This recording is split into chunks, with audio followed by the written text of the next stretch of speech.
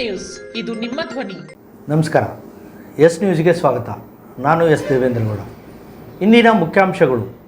ನಾಳೆ ಜೋಳದ ರಾಶಿ ಆಂಜನೇಯ ಸ್ವಾಮಿ ಜಾತ್ರೆಗೆ ಅದ್ದೂರಿ ಚಾಲನೆ. ವಾಹನ ಅಪಘಾತ 2 ಸಾವು, ನ್ಯಾಯಾಲಯದಿಂದ ಚಾಲಕನಿಗೆ ಶಿಕ್ಷೆ.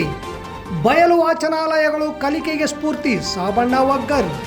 ದಿಢೀರೆನೆ ಸುರಿಯುತ್ತಿರುವ ಮಳೆ, ಆತಂಕದಲ್ಲಿ ರೈತರು.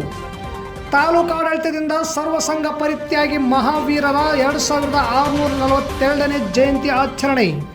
ವಾರ್ತೆಗಳ ವಿವರ.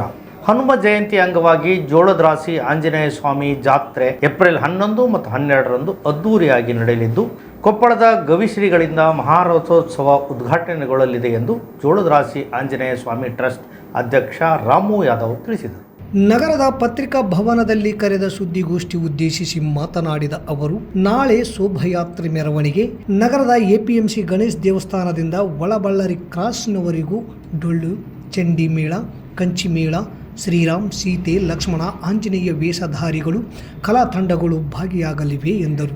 ಏಪ್ರಿಲ್ 12ರಂದು ಬೆಳಗ್ಗೆ ಗಂಗೆ ಪೂಜೆ, ಕಳಸಾರೋಹಣ, ನಂತರ ವೇದಿಕೆ ಕಾರ್ಯಕ್ರಮದಲ್ಲಿ ವಿವಿಧ ಮಠಾಧೀಶರು, ಸಂಸದರು, ಶಾಸಕರು, ಹಾಲಿ ಮಾಜಿ ಜನಪ್ರತಿನಿಧಿಗಳು ಭಾಗವಹಿಸಲಿದ್ದಾರೆ. ತದನಂತರ ಮಲ್ಲಗಂಬ ನಡೆಯುವುದು. ನಂತರ ಸಂಜೆ ಮಹಾರಥೋತ್ಸವ ಜರುಗಲಿದ್ದು, ಹೆಚ್ಚಿನ ಸಂಖ್ಯೆಯಲ್ಲಿ ಭಕ್ತರು ಭಾಗವಹಿಸಿ ಎಂದು ಮನವಿ ಮಾಡಿದರು. ಈ ವೇಳೆ ಟ್ರಸ್ಟ್ ಸಮಿತಿ ಉಪಾಧ್ಯಕ್ಷ ಮಲ್ಲಿಕಾರ್ಜುನ್, ಕಾರ್ಯದರ್ಶಿ ಶ್ರೀನಿವಾಸ್ ವೈ, ಶಿವಕುಮಾರ್, ರಾಘವೇಂದ್ರ, ಎಚ್ ಹಿರೇಲಿಂಗಪ್ಪ, ಮಂಜುನಾಥ್ ಬಾದಾಮಿ, ಹಿರೇಲಿಂಗಪ್ಪ, ದುರ್ಗಪ್ಪ, ವೆಂಕಟೇಶ್ ನಾಯಕ್, ಶಿವಪ್ಪ ಮೇಸ್ತ್ರಿ, ಕಾಳಪ್ಪ ಮೇಸ್ತ್ರಿ, ವಿನೋದ್ ಕುಮಾರ್, ಸೋಮಶೇಖರ್ ಗೌಡ ಸೇರಿದಂತೆ ಅನೇಕರು ಉಪಸ್ಥಿತರಿದ್ದರು.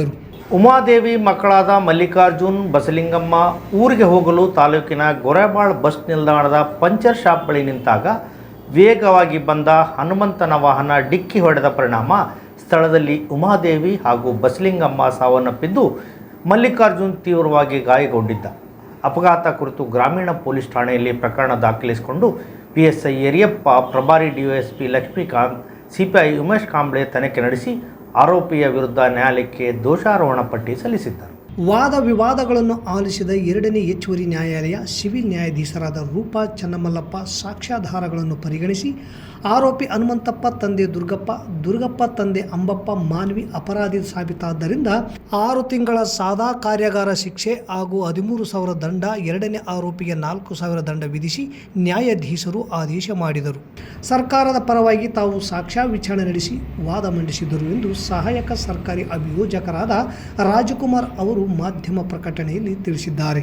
ಬಯಲು ವಾಚನಾಲಯ ಕಲಿಕೆಗೆ ಸ್ಫೂರ್ತಿದಾಯಕ ಎಂದು ಅಕ್ಷರ ದಾಸೋಹ ನಿರ್ದೇಶಕ ಸಾಬಣ್ಣ ವಗ್ಗರ್ ಹೇಳಿದರು. ತಾಲೂಕಿನ ದುಗ್ಗಮ್ಮನಗುಂಡಿ ಗ್ರಾಮ ಸರ್ಕಾರಿ ಕಿರಿಯ ಪ್ರಾಥಮಿಕ ಶಾಲೆ ಆವರಣದಲ್ಲಿ ನಿರ್ಮಿಸಿದ ಸಂವಿಧಾನ ಶಿಲ್ಪಿ ಡಾಕ್ಟರ್ BR ಅಂಬೇಡ್ಕರ್ ಬಯಲು ವಾಚನಾಲಯವನ್ನು ಉದ್ಘಾಟಿಸಿ ಮಾತನಾಡಿದ ಅವರು, ಬಯಲು ವಾಚನಾಲಯಗಳು ಮಕ್ಕಳ ಕಲಿಕೆಗೆ ಸ್ಫೂರ್ತಿ ನೀಡುತ್ತದೆ ಹಾಗೂ ಕಲಿಕೆಯ ವೇಗವನ್ನು ಹೆಚ್ಚು ಮಾಡುತ್ತದೆ ಎಂದರು.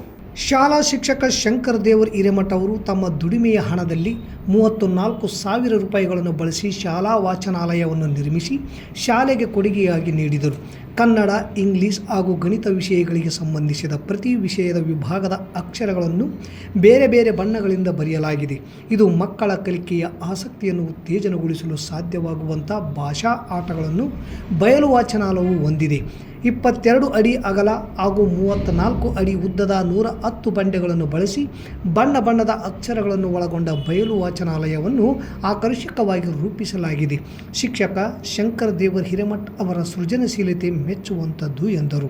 ದೇವರಗುಡಿ ಗ್ರಾಮ ಪಂಚಾಯಿತಿ ಅಭಿವೃದ್ಧಿ ಅಧಿಕಾರಿ ಸುಜಾತ ಅವರು ಮಾತನಾಡಿ, ಸರ್ಕಾರಿ ಶಾಲೆಗಳಲ್ಲಿ ಬಯಲು ವಾಚನಾಲಯಗಳು ನಿರ್ಮಾಣವಾಗಬೇಕು. ಇದರಿಂದ ಮಕ್ಕಳ ಕಲಿಕೆ ಸುಧಾರಿಸಲು ಸಾಧ್ಯವಾಗುತ್ತದೆ ಎಂದರು. ಭಾರತ ಸ್ಕೌಟ್ಸ್ ಮತ್ತು ಗೈಡ್ಸ್ ವತಿಯಿಂದ ವನಸಿರಿ ಫೌಂಡೇಶನ್ ಸಹಕಾರದಲ್ಲಿ ಹಕ್ಕಿ ಪಕ್ಷಿಗಳಿಗೆ ಗುಟುಕು ನೀರು ಘೋಷಣೆಯಲ್ಲಿ ಪಕ್ಷಿಗಳಿಗೆ ಕುಡಿಯುವ ನೀರಿನ ಅರವಟ್ಟಿಗೆ ಅಳವಡಿಸಲಾಯಿತು. ಶಾಲಾ ಮುಖ್ಯ ಗುರುಗಳಾದ ಶಂಕರ್ ದೇವರ ಹಿರೇಮಠ್ ಹಾಗೂ ಅತಿಥಿಗಳು ರಾಜ್ಯಪಾಲ ಪುರಸ್ಕಾರ ಪಡೆದ ವಿದ್ಯಾರ್ಥಿಗಳನ್ನು ಸನ್ಮಾನಿಸಿದರು. ಸಿರಿಗನ್ನಡ ಪರೀಕ್ಷೆಯಲ್ಲಿ ಉನ್ನತ ಶ್ರೇಣಿ ಪಡೆದ ವಿದ್ಯಾರ್ಥಿಗಳಿಗೆ ಪ್ರಮಾಣ ಪತ್ರಗಳನ್ನು ವಿತರಿಸಲಾಯಿತು. ಶಾಲಾ SDMC ಅಧ್ಯಕ್ಷ ಗುರುದಪ್ಪ, ಉಪಾಧ್ಯಕ್ಷೆ ರೇಣುಕಮ್ಮ, ಮಾಜಿ ಅಧ್ಯಕ್ಷ ಲಕ್ಷ್ಮಣ್, ಗ್ರಾಮ ಪಂಚಾಯಿತಿ ಸದಸ್ಯರಾದ ಪಂಪನಗೌಡ, ಮಾಜಿ ಗ್ರಾಮ ಪಂಚಾಯಿತಿ ಸದಸ್ಯ ದುಗ್ಗಪ್ಪ, ಮುಖ್ಯ ಅಡುಗೆಯವರಾದ ರೇಣುಕಾ, ಸಹಾಯಕರಾದ ಹನುಮಮ್ಮ, ದೇವರಗುಡಿ ಶಾಲೆಯ ಮುಖ್ಯ ಗುರುಗಳಾದ ಜಗದೀಶ್ ನಂದಿ, ಸಮೂಹ ಸಂಪನ್ಮೂಲ ವ್ಯಕ್ತಿ ಷಣ್ಮುಖಗೌಡ, ನಿರ್ದೇಶಕರಾದ ಕಳಕಪ್ಪ ಗಡದ್, ನೌಕರ ಸಂಘದ ಗೌರವಾಧ್ಯಕ್ಷರಾದ ಪರಸಪ್ಪ, ರಾಜ್ಯ ಪರಿಷತ್ ಸದಸ್ಯ ಆದೇಶ್, ಅಂಗನವಾಡಿ ಶಿಕ್ಷಕಿಯರಾದ ಭಾಗ್ಯಶ್ರೀ, ರತ್ನಮ್ಮ, ಗ್ರಂಥಾಲಯ ಮೇಲ್ವಿಚಾರಕಿಯರಾದ ಶ್ರೀದೇವಿ, ವನಶ್ರೀ ಫೌಂಡೇಶನ್ ಅಮರೇಗೌಡ ಮಲ್ಲಾಪುರ್, ಗ್ರಾಮಸ್ಥರಾದ ಶ್ರೀನಿವಾಸ್, ಹನುಮೇಶ್ ಉಪಸ್ಥಿತರಿದ್ದರು. ನಮಗೆ ಬಯಲು ವಾಚನಾಲಯಕ್ಕೆ ಮಾಡಿದಂಥ ವ್ಯವಸ್ಥೆ ನನಗೆ ಅನಿಸಲೇ ಇಲ್ಲ. ಸುಮ್ಮನೆ ಯಥಾರೀತಿ ಬಂದು ಉದ್ಘಾಟನೆ ಮಾಡಿ ಬಂದು ಕೂತ್ವಿ. ಇವ್ರು ಏನೇನು ಪ್ರಾಸ್ತಾವಿಕದಲ್ಲಿ ಎಲ್ಲೆಲ್ಲ ಅಂಶಗಳನ್ನು ಹೇಳ್ತಾ ಹೋದ್ರಲ್ಲ ಶಂಕರ್ ಗುರು ಅವರು. ಭತ್ತದ ಬೆಳೆ ಹೇಗೆ ಕೈಗೆ ಬಂತು ಎನ್ನುತ್ತಿರುವಾಗಲೇ ಆಣೆಕಲ್ಲು ಮಳೆ ಹಾಗೂ ಗಾಳಿಗೆ ಭತ್ತ ಬೆಳೆ ನೆಲ ಕಚ್ಚುತ್ತಿದೆ. ಸಿಂಧನೂರು ತಾಲೂಕಿನ ಸುತ್ತಮುತ್ತ ಹಾಗೂ ಕಾರಟಗಿ, ಕೊಪ್ಪಳದಲ್ಲಿ ಭಾರೀ ಗಾಳಿ ಸಹಿತ ಆಣೆಕಲ್ಲು ಮಳೆ ಸುರಿಯುತ್ತಿರುವುದು ಕಂಡುಬರುತ್ತಿದೆ. ತಾಲೂಕಿನ ಜವಳಗೇರ ಹಾಗೂ ಶ್ರೀನಿವಾಸ್ ಕ್ಯಾಂಪ್ ಹಾಗೂ ಗೌಡನಬಾವಿಗಳಲ್ಲಿ ಭಾರೀ ಗಾಳಿ ಸಹಿತ ಆಣೆಕಲ್ಲು ಮಳೆ ಸುರಿದು ಭತ್ತದ ಬೆಳೆ ನೆಲಕಚ್ಚಿ ನಾಶವಾಗುವ ಹಂತ ತಲುಪಿದೆ. ಕೈಗೆ ಬಂದ ತುತ್ತು ಬಾಯಿಗೆ ಬರಲಿಲ್ಲ ಅನ್ನುವಂತಾಗಿದೆ ರೈತರ ಬದುಕು. ಇದೇ ರೀತಿ ಕಾರಟಗಿ, ಸಿಂಧನೂರು ಸುತ್ತಮುತ್ತಲಿನ ಹಳ್ಳಿಗಳಲ್ಲಿ ಕೂಡ ಗಾಳಿ ಸಹಿತ ಆಣೆಕಲ್ಲು ಮಳೆ ಸುರಿದಿದೆ.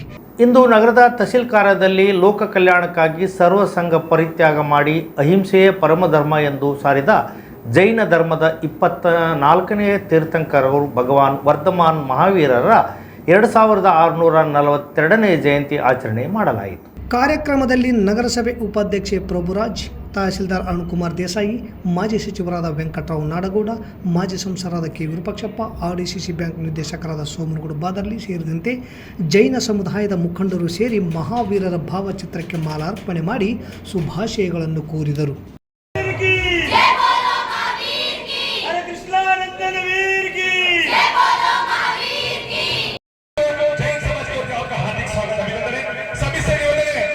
ಇನ್ನೊಬ್ಬರನ್ನು ಬದುಕುವುದು ಎನ್ನುವ ಸಂದೇಶ ಈ ನಾಡಿಗೆ ಕೊಟ್ಟು ಎಲ್ಲ ಹರಚರ ಪ್ರಾಣಿಗಳಿಗೂ ಕೂಡ ಬದುಕುವ ಅವಕಾಶ ಇದೆ.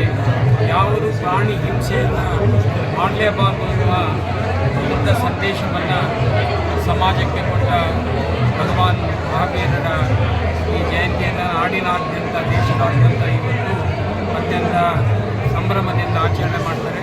ಅದನ್ನು ಬಹಳಷ್ಟು ಶಾಂತಿ ಹಾಗೂ ಸಹಬಾಳ್ವೆಯನ್ನು ನಾಡಿನ ಜನತೆಗೆ ದೃಷ್ಟಿಯಲ್ಲದೆ ಅವರು ಹೇಳಿದಂಗೆ ಲಿವ್ ಆ್ಯಂಡ್ ಲೆಟ್ ಲಿವ್, ಬಾಳು ಅಚಲ ನಿಷ್ಠೆ ಅವರ ಆದರ್ಶಗಳನ್ನು ನಾವೆಲ್ಲರೂ ಪಾಲಿಸಿಕೊಂಡು ಮತ್ತೊಂದು ಸಲ ಎಲ್ಲರಿಗೂ ಸಹ ಭಗವಾನ್ ಮಹಾವೀರ ಜಯಂತಿ 2025ರ ದ್ವಿತೀಯ PUC ಪರೀಕ್ಷೆಯಲ್ಲಿ ದಾಖಲೆಯ ಫಲಿತಾಂಶ ನಗರದ PWD ಕ್ಯಾಂಪಿನ ಸರ್ಕಾರಿ ಜೂನಿಯರ್ ಕಾಲೇಜ್ ಪಡೆದಿದೆ. ಹಾಗೂ ದಾಖಲೆಯ ವೈಯಕ್ತಿಕ ಅತಿ ಹೆಚ್ಚು 96% ಫಲಿತಾಂಶ ಪಡೆದಿದ್ದಾರೆ. ಕೋ ಎಜುಕೇಷನ್ಗಾಗಿ 2025-26ನೇ ಸಾಲಿಗೆ ಪ್ರವೇಶಗಳು ಪ್ರಾರಂಭವಾಗಿವೆ ಎಂದು ಪ್ರಾಂಶುಪಾಲರಾದ ಎಸ್ ಶಿವರಾಜ್ ತಿಳಿಸಿದ್ದಾರೆ.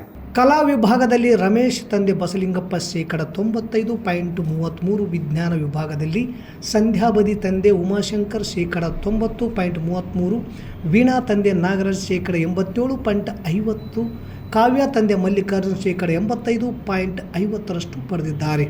ಬಾಲಕರು ಮತ್ತು ಬಾಲಕಿಯರಿಗಾಗಿ 2025-26ನೇ ಸಾಲಿನಲ್ಲಿ ಪ್ರವೇಶಗಳು ಪ್ರಾರಂಭವಾಗಿದ್ದು, ಕಲಾ ವಿಭಾಗದಲ್ಲಿ HEGP ಇತಿಹಾಸ, ಅರ್ಥಶಾಸ್ತ್ರ, ಭೂಗೋಳಶಾಸ್ತ್ರ ಮತ್ತು ರಾಜ್ಯಶಾಸ್ತ್ರ, ಇತಿಹಾಸ, ಅರ್ಥಶಾಸ್ತ್ರ, ಸಮಾಜಶಾಸ್ತ್ರ ಮತ್ತು ರಾಜ್ಯಶಾಸ್ತ್ರ, commerce, HEBA, history, economics, business studies and accountancy, science, PCMB ಮತ್ತು PCMCS ಕಾಲೇಜಿನಲ್ಲಿರುವ ಸೌಲಭ್ಯಗಳು, ಸಂಪೂರ್ಣ ಡಿಜಿಟಲ್ ಟೀಚಿಂಗ್ ಮತ್ತು ಡಿಜಿಟಲ್ ಗ್ರಂಥಾಲಯ ಸೌಲಭ್ಯ, ಪ್ರತಿ ವಿದ್ಯಾರ್ಥಿಗೆ ಪ್ರತ್ಯೇಕ ಕಂಪ್ಯೂಟರ್ ಸೌಲಭ್ಯ, ಅನುಭವಿ ನುರಿತ ಉಪನ್ಯಾಸಕರ ಉತ್ತಮ ಪ್ರೇರಣಾದಾಯಕ ಉಪನ್ಯಾಸದೊಂದಿಗೆ ಸಕಲ ಮೂಲಭೂತ ಆಧುನಿಕ ಸೌಲಭ್ಯಗಳು ಲಭ್ಯ. ಆನ್ಲೈನ್ CET ಕ್ಲಾಸಸ್, ವಿಶಾಲವಾದ 17 ಎಕರೆ ಹಸಿರು ತಾಣದ ಕಾಲೇಜು ಆವರಣ, ಕೇವಲ ಸರ್ಕಾರಿ ಶುಲ್ಕ ಮಾತ್ರ. SC ST category 1, all girls fees only 255 plus SBS others 756 plus SBC. ಮತ್ತೊಮ್ಮೆ ಮುಖ್ಯಾಂಶಗಳು. ನಾಳೆ ಜೋಳದ ರಾಶಿ ಆಂಜನೇಯ ಸ್ವಾಮಿ ಜಾತ್ರೆಗೆ ಅದ್ದೂರಿ ಚಾಲನೆ. ವಾಹನ ಅಪಘಾತ 2 ಸಾವು, ನ್ಯಾಯಾಲಯದಿಂದ ಚಾಲಕನಿಗೆ ಶಿಕ್ಷೆ. ಬಯಲು ವಾಚನಾಲಯಗಳು ಕಲಿಕೆಗೆ ಸ್ಫೂರ್ತಿ, ಸಾಬಣ್ಣ ವಗ್ಗರ್. ದಿಢೀರೆನೆ ಸುರಿಯುತ್ತಿರುವ ಮಳೆ ಆತಂಕದಲ್ಲಿ ರೈತರು. ತಾಲೂಕಾಡಳಿತದಿಂದ ಸರ್ವಸಂಘ ಪರಿತ್ಯಾಗಿ ಮಹಾವೀರರ 2642ನೇ ಜಯಂತಿ ಆಚರಣೆ. ಇಲ್ಲಿಗೆ ವಾರ್ತಾ ಪ್ರಸಾರ ಮುಕ್ತಾಯವಾಯಿತು.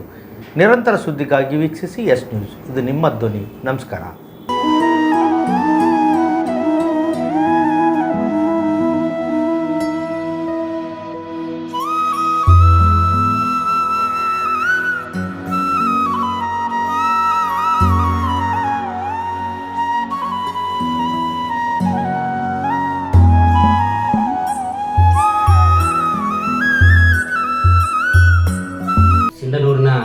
ಕಾರುಣ್ಯಾಶ್ರಮದ ಚನ್ನಬಸಯ್ಯ ಸ್ವಾಮಿ ಹಿರೇಮಠ.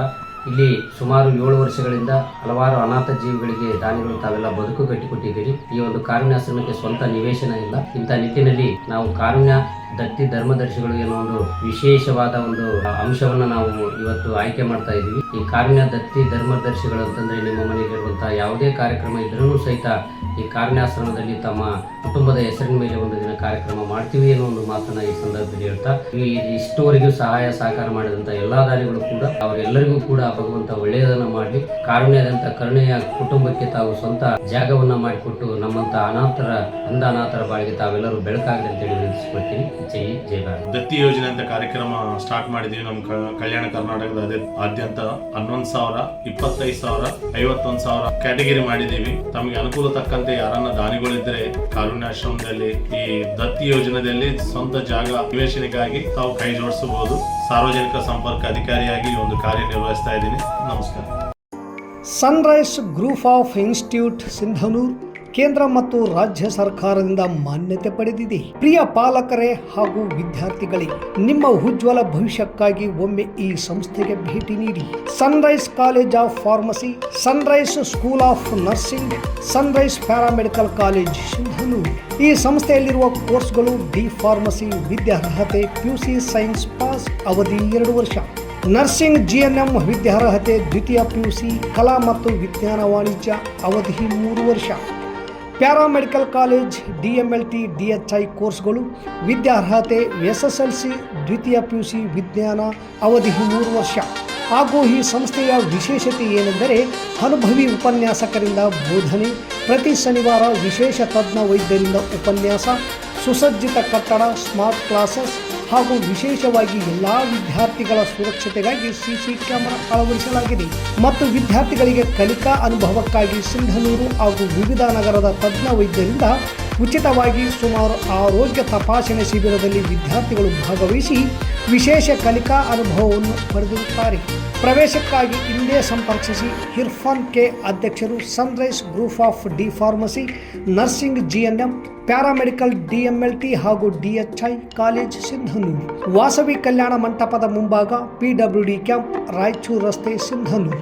Phone number 8197143588, 8904242655, 9036731385.